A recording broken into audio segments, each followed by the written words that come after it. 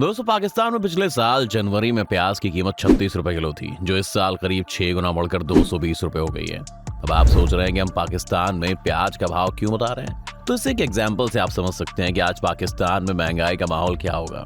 इसे अगर आंकड़ों में कहें तो जनवरी 2022 में 13% की दर से बढ़ रही महंगाई, और इस समय यानी कि 2023 में यही महंगाई 25% की रफ्तार से बढ़ रही है।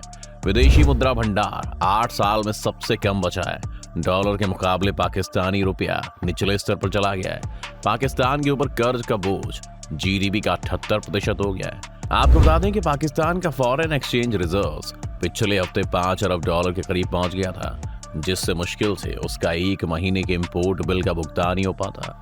इसके अलावा पाकिस्तान पर फॉरेन लोन्स की भी देनदारी है और समय पर उसे नहीं चुकाने से डिफॉल्ट होने की आशंका है। फॉरेन एक्सचेंज रिजर्व की भारी कमी की वजह से पाकिस्तान सबसे खराब आर्थिक संकट से जूझ रहा है। उसकी इकोनॉमी गुजरते दिन के साथ बदतर होती जा रही है और वहां के लोगों को बेसिक सुविधाएं भी नहीं मिल पा रही हैं। पाकिस्तान के करेंसी रिजर्व्स में 6.7 बिलियन यूएस डॉलर्स की गिरावट आई है।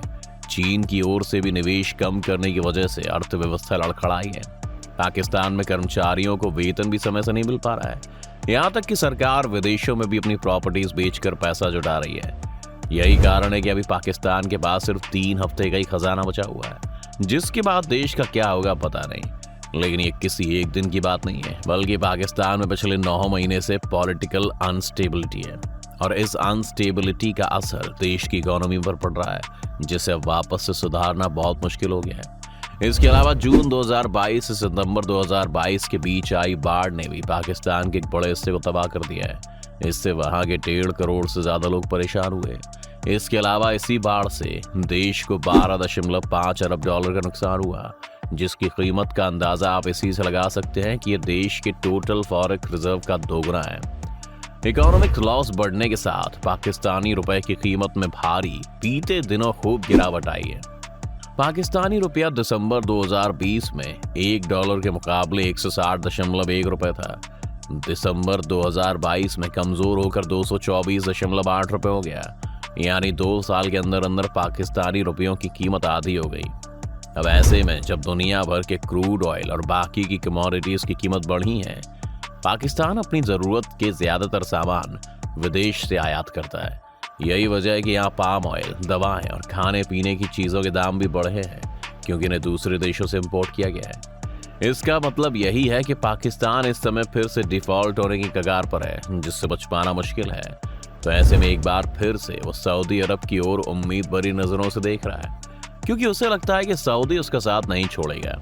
हो सकता है कि सऊदी अरब इस बार भी पाकिस्तान को बचा ले, लेकिन इसके साथ ये सवाल उठता है कि सऊदी अरब आखिर पाकिस्तान को बार बार बर्बाद होने से क्यों बचाता है, जिसे डिटेल में समझना इसलिए भी जरूरी है क्योंकि सऊदी के साथ भारत के रिश्ते अच्छे होंगे या नहीं, यह पाकिस्तान के साथ उसके रिश्ते पर बहुत ज्यादा डिपेंड करता है। तो अगर शुरू से समझें तो शहबाज शरीफ को पाकिस्तान के प्रधानमंत्री बने 1 साल भी नहीं हुआ, और अब तक वो 2 बार सऊदी अरब जा चुके हैं, क्योंकि उन्हें इस देश से ही उम्मीदें बाकी हैं। इसके अलावा जनरल सैयद असीम मुनीर के पास पाकिस्तानी सेना की कमान आए 1.5 महीने हुए हैं, और इसी महीने 5 जनवरी को उन्होंने भी सऊदी अरब का दौरा कर लिया, जिसके बाद से इस मामले में और चर्चा होने लगी।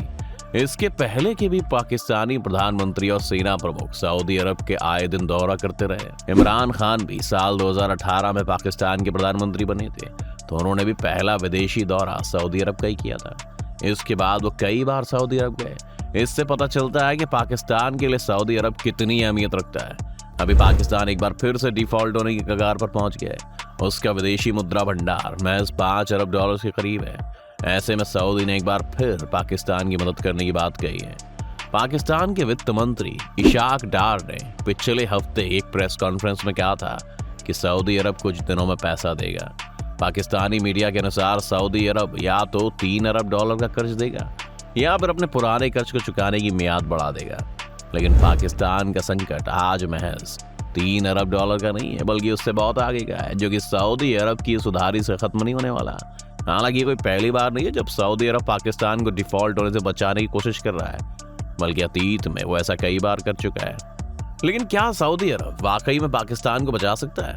इस पर एक्सपर्ट्स का कहना है कि सऊदी अरब पाकिस्तान के संकट को कुछ महीनों तक रोक सकता है, लेकिन ये कोई परमानेंट सोल्यूशन नहीं है। इसलिए एक्सपर्ट्स का कहना है कि हर कोई जानता है कि पाकिस्तान के पास इस समय इंटरनेशनल मॉनेटरी फंड यानी IMF के जाने के अलावा कोई और ऑप्शन नहीं है। सऊदी अरब की मदद से संकट कुछ दिनों के लिए टल सकता है, लेकिन वो IMF का ऑल्टरनेटिव नहीं बन सकता है। यहाँ तक कि चीन भी पाकिस्तान के लिए IMF का ऑल्टरनेटिव नहीं बन सकता है। पाकिस्तान 1980 के दशक में 14 बार IMF जा चुका है और लोन ले चुका है, और सऊदी अरब के साथ चीन के दरवाजे पर तो अक्सर ही जाता रहता है। चीन के बारे में कहा जाता है कि उसने पाकिस्तान में चाइना पाकिस्तान कॉरिडोर यानी CPEC के तहत $66 अरब का इन्वेस्टमेंट किया है, इसलिए वो पाकिस्तान को मदद करता है। ऐसे में वो अपने इन्वेस्टमेंट को सिक्योर करता है, ना कि पाकिस्तान को। लेकिन सऊदी अरब पाकिस्तान की मदद क्यों करता है? इस सवाल का जवाब समझते हैं। दोस्तों, पाकिस्तान को सऊदी अरब से आर्थिक मदद मिलने का पुराना इतिहास है। इसमें पाकिस्तान के मदरसों को मिलने वाले पैसे हो या फिर 1990 के दशक में न्यूक्लियर टेस्ट पर इंटरनेशनल सैंक्शंस के बाद की मदद, इन सब के लिए सऊदी पाकिस्तान के साथ रहा है। 2014 में पाकिस्तानी रुपया रिकॉर्ड कमजोर हो रहा था, तब भी सऊदी ने पाकिस्तान को $1.5 अरब का कर्ज दिया। इमरान खान के प्रधानमंत्री बनने के बाद भी सऊदी अरब ने कई बार पाकिस्तान की आर्थिक मदद की। 1980 के दशक में सऊदी अरब अफगानिस्तान में सोवियत यूनियन के हमले के खिलाफ पाकिस्तान समर्थित अफगान मुजाहिदीन की मदद करता था। इसी दौरान सऊदी अरब ने पाकिस्तान में सैकड़ों मदरसे बनाए थे, जहां वहाबी सुन्नी इस्लाम को बढ़ावा देना शुरू किया गया। सऊदी अरब में वहाबी सुन्नी मुस्लिमों का ही बोलबाला है। ये बढ़ावा इसलिए दिया गया क्योंकि सऊदी का डर था कि उस समय ईरान में शिया मुस्लिम कहीं उस पर हमला न कर दें। इसलिए अगर समझें तो सऊदी अरब के लिए पाकिस्तान के प्रधानमंत्री से ज्यादा अहम हमेशा से वहां की सेना रही है। ऐसा इसलिए क्योंकि पाकिस्तान की सेना दुनिया की 20 सबसे ताकतवर सेनाओं में से एक है। इसके अलावा दुनिया के 8 देश परमाणु हथियारों से लैस हैं, उनमें पाकिस्तान भी एक देश है। इसलिए सऊदी को पाकिस्तान से एक सिक्योरिटी मिलती रहती है, जिसके बारे में पाकिस्तान के प्रधानमंत्री भी खुलकर बोलते हैं। सितंबर 2018 में इमरान खान के प्रधानमंत्री बनने के बाद पहला दौरा उन्होंने सऊदी अरब का ही किया था। इस दौरे में इमरान खान ने कहा था कि सऊदी पर किसी भी देश को हमला नहीं करने देंगे। पाकिस्तान सऊदी के किंग के साथ हमेशा खड़ा रहेगा। हर मुश्किल वक्त में सऊदी अरब भी पाकिस्तान के साथ खड़ा रहा है। इसके अलावा इमरान खान ने इंटरव्यू में कहा था कि सऊदी अरब में मक्का और मदीना है। मैं आपको यकीन दिला सकता हूं कि अगर सऊदी अरब पर कोई खतरा आता है तो हमारी सेना तो क्या, पाकिस्तान के लोग भी उसकी रक्षा करेंगे। अब आप इस बात को समझ गए होंगे कि सऊदी क्यों पाकिस्तान की मदद करने के लिए मजबूर है। एक अनुमान के मुताबिक सऊदी अरब में पाकिस्तान के 65,000 सैनिक हैं। अगर कभी दोनों देशों के रिश्ते खराब होते हैं तो सऊदी अरब के लिए सैन्य मशीनरी को चलाने के लिए पाकिस्तान के अलावा कोई दूसरा देश तलाशना मुश्किल होगा। इसीलिए उसे पाकिस्तान को पैसे देने ही पड़ते हैं। इसके अलावा लंबे समय से ये भी अफवाह रही है कि सऊदी अरब पाकिस्तान से कभी भी परमाणु हथियार मंगा सकता है। बस एक आदेश की जरूरत है। सऊदी अरब भले अमेरिका और ब्रिटेन से अरबों डॉलर के हथियार खरीदता है, लेकिन ये देश परमाणु तकनीक देने से हमेशा इनकार करते रहते हैं।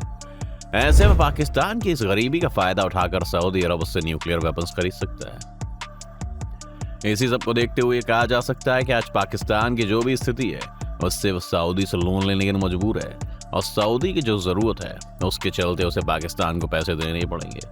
लेकिन जिस रोज सऊदी ने भी पाकिस्तान को पैसे देने से मना कर दिया, तब पाकिस्तान का क्या होगा? आपको क्या लगता है कि आने वाले समय में पाकिस्तान में दिवालिया होती अर्थव्यवस्था को किसी तरह बचाया जा पाएगा, या एक और साउथ एशिया का देश श्रीलंका के बाद पूरी तरह बर्बाद हो जाएगा? आप अपनी राय में कमेंट करके जरूर बताएं। साथ ही ये वीडियो अगर आपको पसंद आई हो तो इसे लाइक और शेयर करना ना भूलें। इस चैनल को सब्सक्राइब करें, बेल आइकॉन भी दबा दें ताकि हमारे चैनल की हर लेटेस्ट अपडेट आपको सबसे पहले मिले।